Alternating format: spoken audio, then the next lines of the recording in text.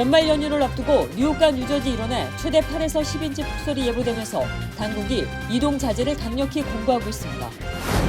연방법원이 트럼프 행정부가 제기한 소송을 기각하면서 뉴욕주가 이민 신분과 상관없이 운전면허를 발급하는 그린라이트법을 계속 유지합니다.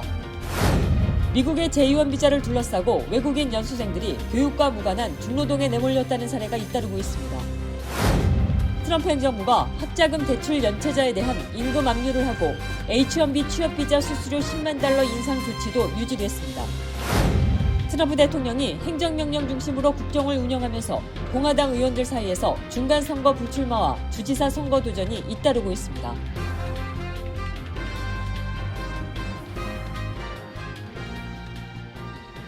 헬문스버그의 최우선의 목표는 최고의 고객 서비스를 제공하는 것입니다. 전문 세일즈팀과 함께하는 고급 쇼룸에서 여러분이 좋아하는 머세디스-벤츠 모델을 만나보실 수 있습니다. 헬문스버그와 함께라면 완벽한 차량을 찾는 데 필요한 모든 것이 준비되어 있습니다.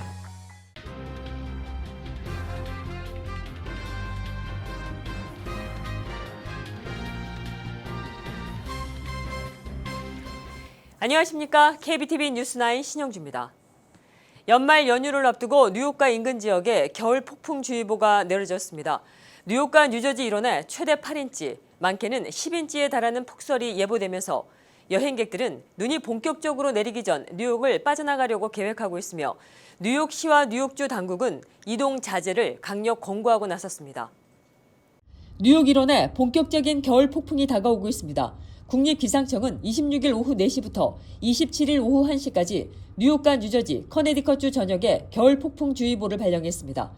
기상청에 따르면 이번 폭설은 오늘 밤부터 시작돼 내일 낮까지 이어질 전망이며 대부분 지역에서 4에서 8인치의 적설이 예상됩니다. 지역에 따라서는 최대 10인치까지 눈이 쌓일 가능성도 있습니다. 눈은 초반에는 비교적 건조한 가르는 형태로 내리다 밤사이 습도가 높아지면서 무거운 눈발로 바뀔 것으로 보입니다. 기상청은 특히 금요일 저녁 시간대에 비와 눈이 섞여 진눈깨비처럼 내릴 가능성이 있어 퇴근길 교통 혼잡과 도로 결빙 위험이 커질 수 있다고 경고했습니다. 이 같은 예보에 연말 여행객들의 움직임도 빨라지고 있습니다. 폭설이 본격화되기 전 뉴욕을 떠나려는 여행객들이 공항으로 몰리면서 일부 공항에서는 혼잡이 이어졌습니다. 라가디아 공항에 도착한 한 여행객은 여행 계획은 한 달 전에 이미 세웠지만 폭설 예보는 하루 전에 알았다며 발길이 묶이기 전에 뉴욕을 빠져나가려고 한다고 말했습니다.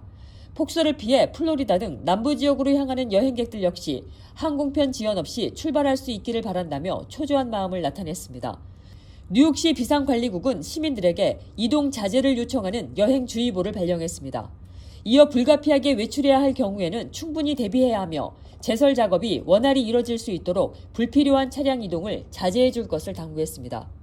국립기상청은 주말 내내 폭설 여파로 도로 사정과 항공편 운항에 차질이 빚어질 수 있다고 밝혔습니다. 또 여행이 불가피할 경우에는 손정등과 음식, 물 등 비상물품을 준비하고 도로 상황을 수시로 확인할 것을 권고했습니다. 캐시 호컬 뉴욕 주지사 역시 주 저녁에 폭설이 내릴 것으로 예상된다며 주민들에게 각별한 주의를 당부했습니다. 한편 전미자동차협회는 이번 연말 연휴 기간 동안 약 1억 2,200만 명이 여행길에 나설 것으로 추산했으며 이 가운데 800만 명이 항공편을 이용할 것으로 내다봤습니다. 뉴욕시와 주 당국은 폭설이 이어지는 동안 뉴욕에 머무르는 주민들은 안전을 최우선으로 생각하고 최대한 이동을 자제해 줄 것을 당부했습니다. 트럼프 행정부가 뉴욕주의 이민 관련 법률을 문제 삼아 제기한 소송이 연방법원에서 기각됐습니다. 법원은 뉴욕주의 운전면허 정보 보호 법률이 연방 헌법이나 이민법을 위반했다고 보기 어렵다고 판단했습니다. 연방법원이 뉴욕주의 이민자 보호 성격의 운전면허 법률을 둘러싼 트럼프 행정부의 소송에 제동을 걸었습니다. 뉴욕주 올바니 연방지방법원의 앤 나르다치 판사는 연방법무부가 제기한 소송을 기각하며 뉴욕주 법률이 연방 헌법을 위반했다는 주장을 받아들일 수 없다고 판결했습니다. 문제가 된 뉴욕주법은 지난 2019년 제정된 운전자 면허 접근 및 개인정보 보호법, 이른바 그린라이트법으로 서류 미비 이민자도 뉴욕주에서 운전면허를 취득할 수 있도록 허용하고 있습니다.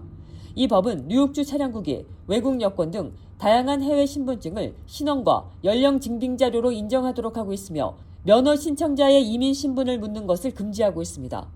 또 DMV가 보유한 차량 및 주소 정보를 연방이민당국과 임의로 공유하는 것도 제한하고 있습니다. 이는 서류 미비 이민자들이 신분 공개가 두려워 면허증 없이 운전하는 것을 막기 위한 법안으로 해외 신분증만으로도 면허를 발급받을 수 있도록 하며 신분 관련 정보를 연방정부와 공유하지 않도록 하는 법안입니다. 트럼프 행정부는 해당 법이 연방이민 단속을 방해하고 있다며 연방이민법이 주법에 우선한다는 이른바 연방 우선 원칙을 근거로 뉴욕주의 그린라이트법 시행을 중단해달라고 법원에 요청했습니다.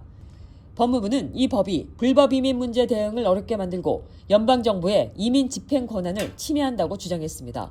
그러나 나르다치 판사는 판결문에서 행정부 측 주장이 헌법 위반에 해당된다는 점을 설득력 있게 입증하지 못했다고 밝혔습니다. 특히 연방법 어디에도 뉴욕주가 일반 운전면허 신청자 정보를 연방이민당국에 제공해야 한다는 규정은 없다고 지적했습니다. 이번 판결에 대해 레티샤 제임스 뉴욕주 법무장관은 처음부터 근거 없는 소송이었다며 뉴욕의 법은 모든 주민의 권리를 보호하고 지역사회를 안전하게 지킨다고 밝혔습니다. 캐시 호컬 뉴욕 주지사 역시 그린라이트법을 지지해왔으며 두 사람 모두 이번 소송의 피고로 이름을 올렸습니다. 반면 연방법무부는 판결에 대해 별도의 입장을 내놓지 않았습니다.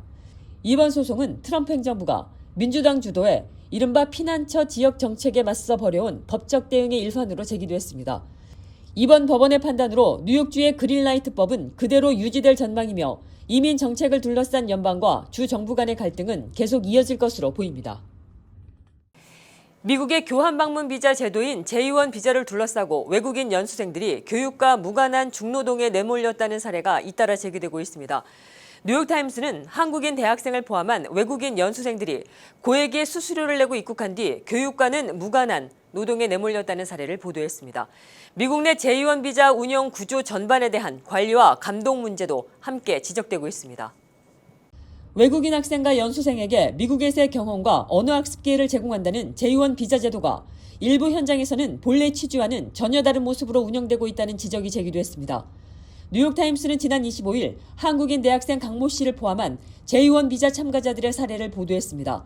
강 씨는 2023년 일생에 한 번뿐인 기회라는 홍보 문구를 보고 미국행을 결정했고 J1 비자 익스체인지라는 단체에 약 5,000달러의 수수료를 냈습니다. 이처럼 참가자들을 모집해 미국 내 업체와 연결하는 단체들은 이른바 스폰서로 J1 비자 학생과 연수생을 관리하고 배치하는 역할을 맡고 있습니다.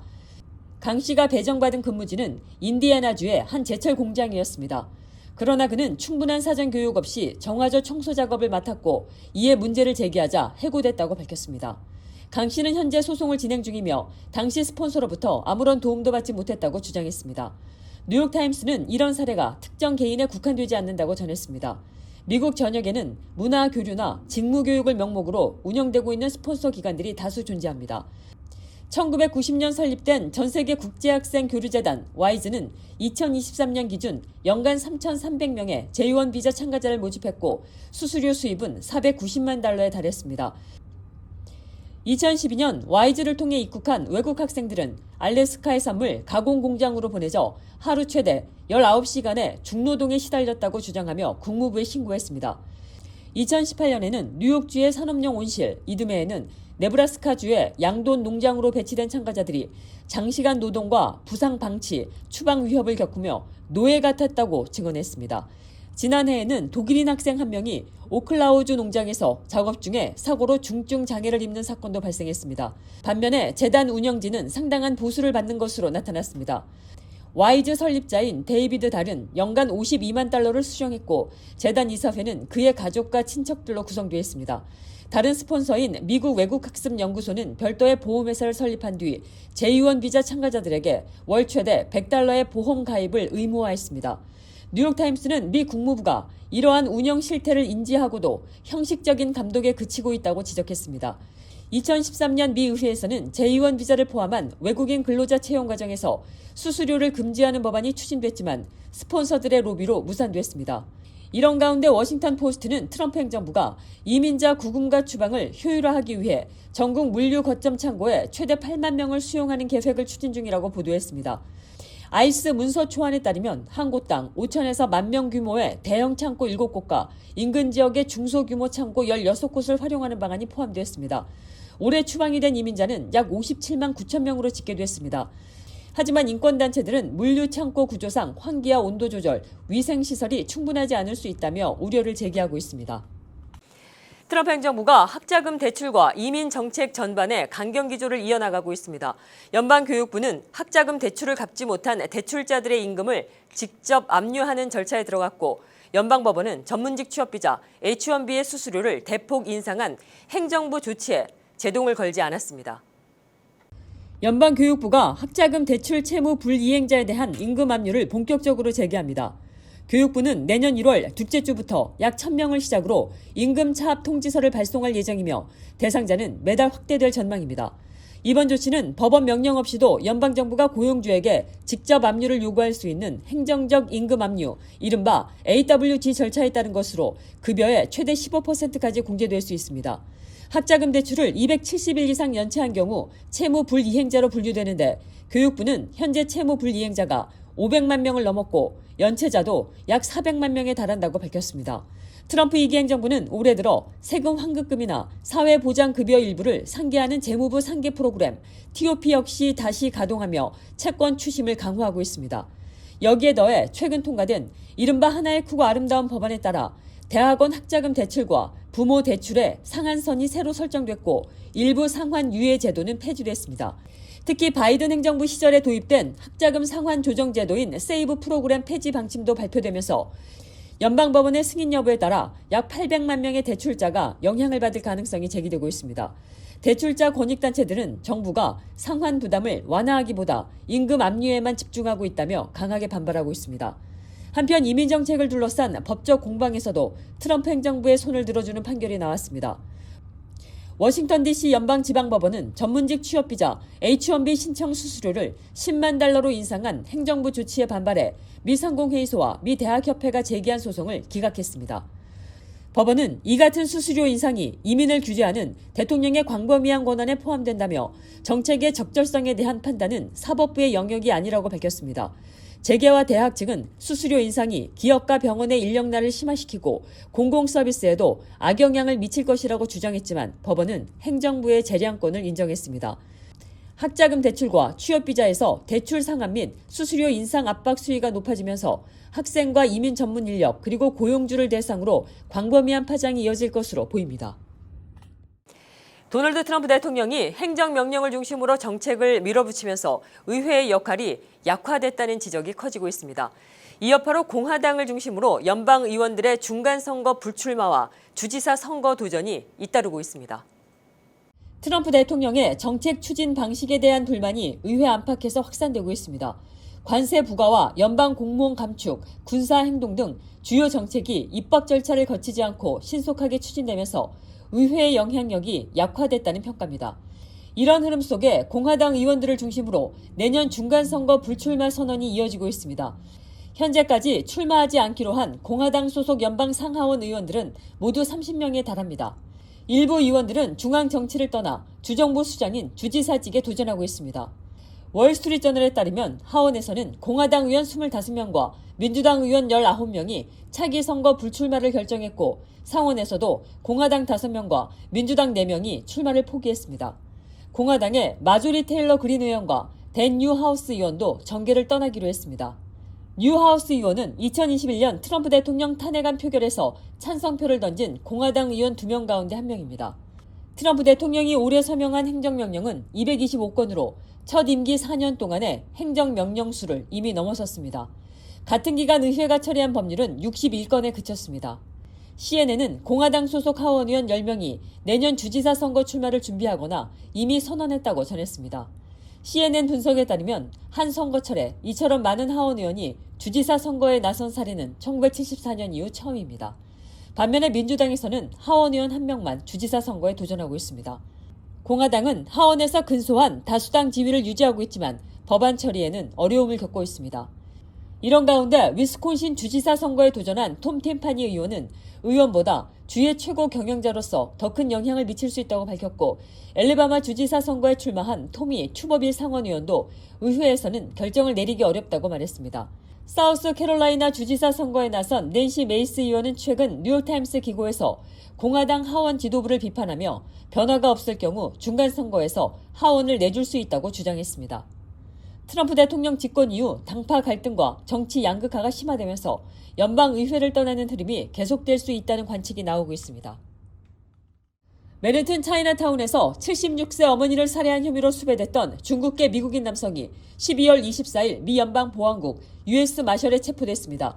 연방보안국에 따르면 용의자 41살 웨이 허우는 뉴욕주 북부 올버니 인근 쇼닥의 한 모텔에 숨어있다 짧은 대치 끝에 검거됐습니다. 허우는 지난 12월 18일 맨해튼 로이스트 사이드의 어머니 주 허우 씨 자택에서 가족 간의 다툼 도중 어머니를 둔기로 때려 숨지게 한 혐의를 받고 있습니다. 피해자의 시신은 다음 날인 12월 19일 피가 묻은 스케이트보드 옆에서 발견됐으며 장남이 911에 신고한 것으로 전해졌습니다. 연방보안국은 허우가 중국 출생의 귀화 미국 시민으로 여러 주에 걸친 범죄 전력이 있고 체포 당시에는 뉴욕주 교정 사회감독국의 감독을 받고 있었다고 밝혔습니다. 허우는 2급 살인 혐의로 수배 중이었으며 체포 과정에서 자해 위협을 한 것으로 전해졌습니다. 연말연시를 맞아 뉴욕과 뉴저지 전역에서 음주운전 단속이 대폭 강화됩니다. 뉴욕주 당국은 연말 시즌을 겨냥한 특별 단속을 내년 초까지 주 전역에서 동시에 실시한다고 밝혔습니다. 이번 단속에는 주경찰을 비롯해 카운티 셰리프국과 각 지역 경찰이 함께 참여합니다. 경찰은 특히 유흥업소가 밀집한 지역에 평소보다 많은 인력을 배치해 단속을 강화한다는 방침입니다. 뉴저지주 역시 같은 기간 동안 주요 간선도로와 하이웨이 출구 주변에 음주운전 단속용 체크포인트를 운영하며 교통사고 예방 활동을 병행합니다. 크리스마스 당일 뉴욕 퀸즈 플러싱에서 발생한 화재로 한 가정의 주택이 큰 피해를 입었습니다. 불은 골목에 놓인 쓰레기통에서 시작돼 주택 외벽을 타고 빠르게 번진 것으로 파악됐습니다. 뉴욕 소방국에 따르면 화재는 크리스마스인 목요일 오후 3시 15분쯤 플러싱 147번가에서 발생했으며 소방관과 응급요원 192명이 투입돼 약 1시간 뒤인 오후 4시 30분쯤 불길을 잡았습니다. 이날 화재로 주택 오른쪽 부분은 형체를 알아보기 어려울 정도로 불에 탔고 여러 창문이 파손되며 데크 일부도 심하게 손상됐습니다. 다행히 거주자들은 모두 무사히 대피해 인명피해는 없었습니다. 목격자들은 가족들이 연기 속에서 급히 빠져나왔다고 전했고 인근 주민들도 불길 확산을 우려해 대피한 것으로 전해졌습니다. 맨해튼 지하철역에서 무임 승차를 시도한 것으로 보이는 승객이 새로 설치된 MTA 개찰구 문에 갇히는 모습이 담긴 영상이 온라인에서 확산되고 있습니다. 공개된 영상에는 긴 검은 코트를 입은 여성이 브로드웨이 라파에트역에서 열차를 타기 위해 서두르며 개찰구를 통과하려다 문이 목 양옆에서 닫히며 갇히는 장면이 담겼습니다. 영상에는 현장에 있던 MTA 직원이 문을 다시 열기 위해 조치하는 모습도 포착됐습니다. 메트로폴리탄 교통국 측은 두 사람이 동시에 개찰구를 통과하려 할 경우 센서가 이를 감지해 자동으로 문이 닫히도록 설계됐다고 설명했습니다. 해당 장치는 현재 일부 역에서 시범 운영 중입니다. 사건 이후 온라인에서는 개찰구 설계를 둘러싼 비판과 조롱이 이어졌으며 MTA는 시범 운행 과정에서 장비 작동을 면밀히 점검하고 있다고 밝혔습니다. 잠시 후 커뮤니티 브리핑을 전해드립니다.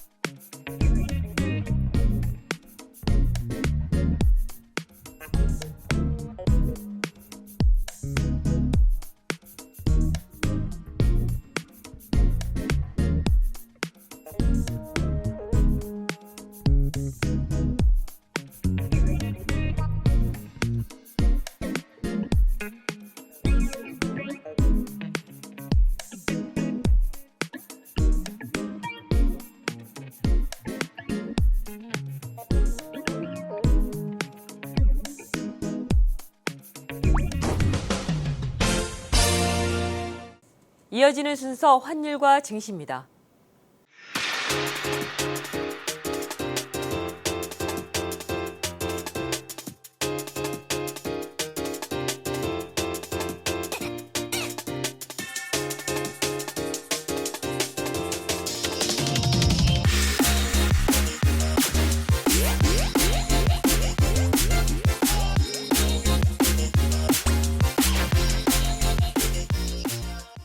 잠시 후 뉴욕과 뉴저지 날씨 전해드립니다.